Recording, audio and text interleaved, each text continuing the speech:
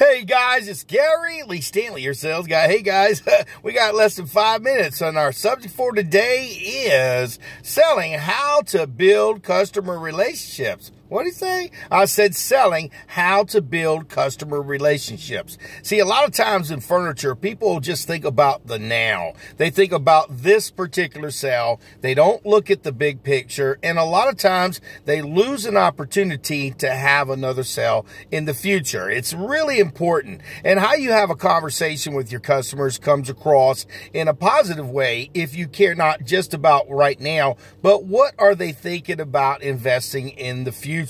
People have birthdays, they got holidays, they're moving into new homes, they've got new condos, new apartments, you know, their children are growing up. They have just got so many different things that happen in their lives that don't drop the ball. Remember, our subject is selling furniture, how to build customer relationships. And one of the key things that I've always done in my business as far as selling furniture or selling anything is to be very cordial with customers. Have a conversation with them. Don't browbeat them because they want to buy something. And if you can kind of walk them through a process and you can show them how they can invest in it, they'll be more inclined to buy. But what I always do is I always take down people's names. Even if they don't buy anything, I'm very cordial. And I always say, hey, listen, if you may not be interested in today and getting something, let me just get your name and let you know when we have another sale or something special, especially after you've given a presentation and they don't seem to be wanting to buy anything. Because sometimes they got to think about it. They got to get the neighbor down the street to say it's okay for them to buy stuff. I'm just kidding. But in reality, sometimes you don't always close the sale at the first opportunity. But you go for the gusto and see if you are very personable, if you come across as being friendly, kind, and considerate, and they'll be more inclined to want to do business with you. And sometimes it can be a little tough because, you know, you get salesman's breath, especially if you haven't sold anything in a little while. And you have an up system. So if you have an up system, you kind of want to close the ones you're with, love the ones you're with, and try to work with the ones you're with. But always make sure that you pre-qualify your customers.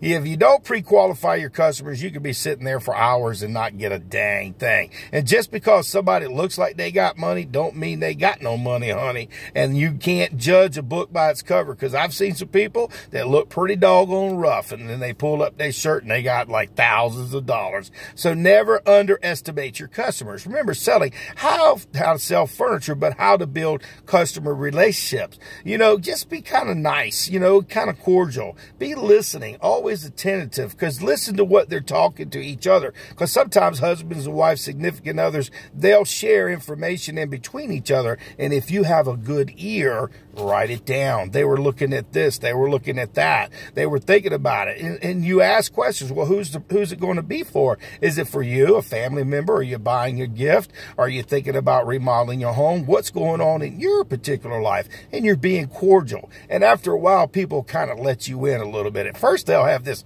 big old wall. They don't want you to talk to them. They're afraid you're going to try to sell them something, but they dare to look at something, so you might as well be a salesman and help them get it. You know, selling furniture, how to build customer relationships, you know, you got to not think about yourself so much.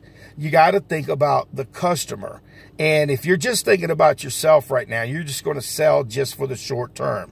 This is a career. This is an opportunity for you to have a job for a long, long time. You got people, if you get their names and information after they've purchased something, you can always ask, what were you thinking about getting in the future? Were you thinking about getting something else down the road? And write it down. Always write down their financing, how much they paid for their merchandise, how much the merchandise, when will it be paid off, what type of credit did they get, and that way you can kind of like keep in touch. You always get a telephone number, birthday information, and always have the date of the anniversary of the furniture. Give them a call in 6 months. Say, hey, how are you doing? 3 months, 90 days, just checking in to see if everything's working well. Sometimes what I do is I call them as soon as they get it delivered, I call them and say, well, how does it look like? Does it look just like what you saw in the showroom? Especially if they didn't buy the odd ends like accessories and things things of this nature. You try to package everything to fit it in their budget, but you got to remember, you got to keep in touch with the customers.